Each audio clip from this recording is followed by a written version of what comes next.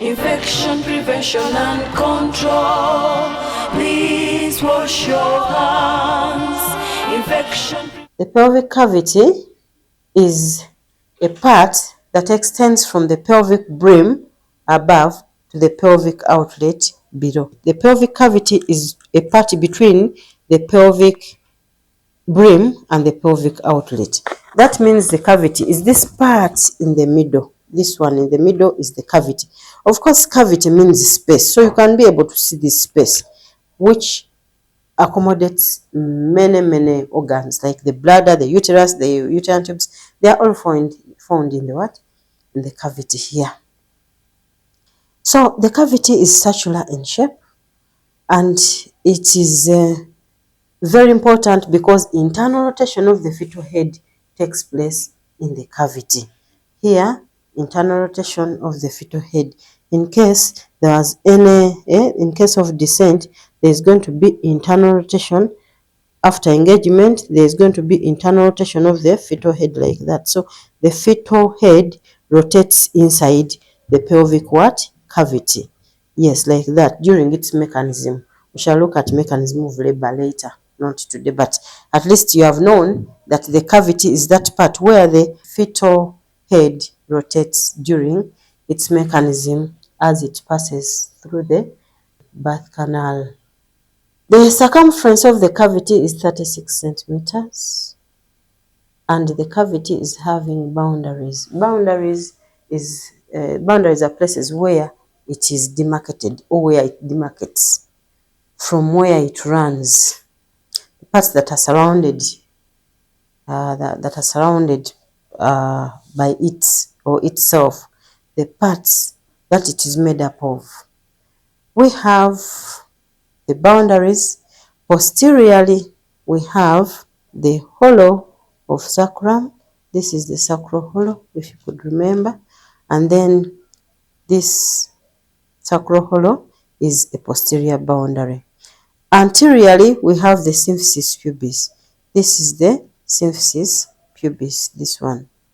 Then we have laterally. Laterally, the pelvic cavity is made up of the greater sciatic notch, the back of the acetabulum. If this is the acetabulum, this is its back. If this is the acetabulum, this is the back of the acetabulum, where my pointer points. So it's also made up of the back of the acetabulum, and it has the obturator foramen here. Then the back of the body of the pubic bone. Those are the boundaries laterally. Once again, I would want to repeat for you. Laterally, the boundaries of the pelvic cavity, laterally, we have the greater sciatic notch, the back of the acetabulum, the obturator foramen, and then we have the back of the body of the pubic bone. And these are the boundaries of the pelvic cavity. And the diameters that we want to describe are the diameters of the pelvic cavity. Just like we saw for the pelvic brim, which had anteroposterior diameter, transverse diameter, and the oblique diameter, still the cavity has diameters, and we shall use the similar names like those ones of the brim. So it has the diameter that runs, that is taken from the junction of the second and third sacral vertebra to the midpoint of the symphysis. Here, sacral vertebra to the midpoint. This one is the transverse diameter of the pelvic cavity, and it is 12 centimeters. We have another diameter, which is the oblique diameter. It runs parallel to the oblique diameter of the pelvic brim, and there are no fixed points to measure between these two diameters, but what you just need to know is it is running parallel to the one of the pelvic brim. Then the transverse diameter of the pelvic cavity, that one is measured between the 2 points farthest apart on the lateral pelvic walls. So the transverse diameter can be taken from any of these pelvic walls. That is the transverse, and it measures 12. The oblique measures 12, the transverse measures 12, and the anteroposterior of the pelvic cavity measures 12. The reason as to why they are all 12 is because the cavity is round in shape. If it is round, something round, when you are to draw a circle, the length of the circle from there, if we could say this is east, north, south, west, they are all equal diameters. That's why they are all measuring 12 centimeters. Let's look at the important landmarks of the pelvic cavity, because we need to understand them. We have the hollow of sacrum, this sacral hollow. I told you that it's supposed to be well curved like that. So this is an important landmark. Then we have the greater sciatic notch. This greater sciatic notch is supposed to be well rounded such that the fetal head can have good space. Then we have the symphysis pubis, because I told you it should not be narrow, it should always bit give way such that the fetus can be able to pass, such that the bone does not congest the passage of the baby. Those are the landmarks of the pelvic cavity. Once again, we have said the whole of sacrum, which is supposed to be well curved. If it is well curved, internal rotation of the fetal head can take place very well. Then the greater sciatic notch, which I told you is supposed to be well rounded. Then the symphysis pubis, which is supposed to give way such that the fetus can pass. Those are the landmarks, the important landmarks. Yes, I hope you're still attentive, my dear learners. You need to be attentive to understand this, because if you don't understand this, you cannot make a good midwife. You must understand the pelvis very well to be a good midwife. Let's look at the lower border of the symphysis pubis. Then we have the inferior pubic rami, we have the ischiotuberosities, and we have the tip of the coccyx. My pelvis is missing a coccyx, but if it was here, the tip of the coccyx would be anatomical to the pelvic outlet. Then, the obstetrical ones, we have the lower border of the symphysis pubis, that is the part of the pelvic outlet that is anatomical, but at the same time it is obstetrical. Then we have the ischiospines, these ones are obstetrical. Then we have the lower border of the sacrum. So that those are obstetrical, reason being that this is an outlet. These ischiospines are not supposed to be they're not supposed to prolapse or to be prominent, because they can lock up the baby's head in the deep transverse arrest. And then the lower border of the sacrum is obstetrical, because during later stages of pregnancy or even during labor, the coccyx tilts away, and then it leaves the lower border of the what? Of the sacrum. If it doesn't tilt away, it's going to block the passage of the baby. So during labor and during later stages of pregnancy, if this was the coccyx, if you could look at this, it tilts away like that and leaves space for the baby to what? To be able to pass. Then it comes back later after delivery during puerperium. Let's look at measurements of the outlet. People, I want to remind you that the outlet is diamond in shape. So if it is diamond in shape, we shall apply the other names of the diameters. We have the anteroposterior diameter of the pelvic outlet. It is measuring 13 centimeters. It is that long. Then we have the oblique diameter.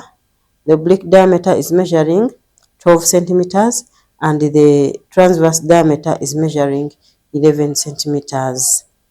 To know the points, the oblique diameter is measured, it stretches from the sacrotuberous ligament. Actually, the oblique diameter is not possible to be measured accurately, because the sacrotuberous ligament stretches and they are distended by the fetal head.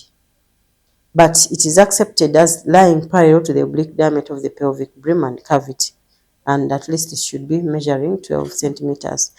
But the transverse diameter, for it, you can take it from both ends of the ischiospines, and we said it measures 12 centimeters.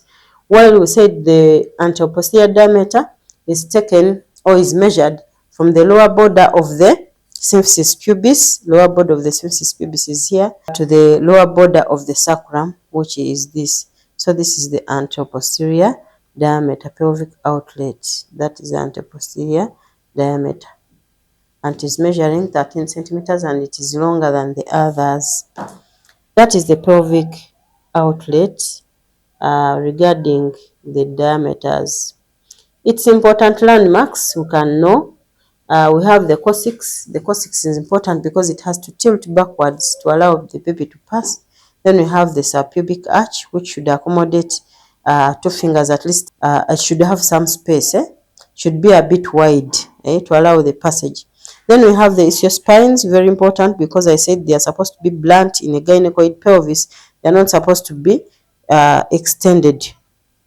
They're not supposed to to protrude, because when they protrude, supposing they were stopping where my fingers are, they would lock up the baby and baby wouldn't be able to to pass. So the spines are very important. And then we have the sacrospinous ligament, which should be soft and stretch outwards for the baby to to pass. So my dear learners, those are the diameters of the pelvic outlet.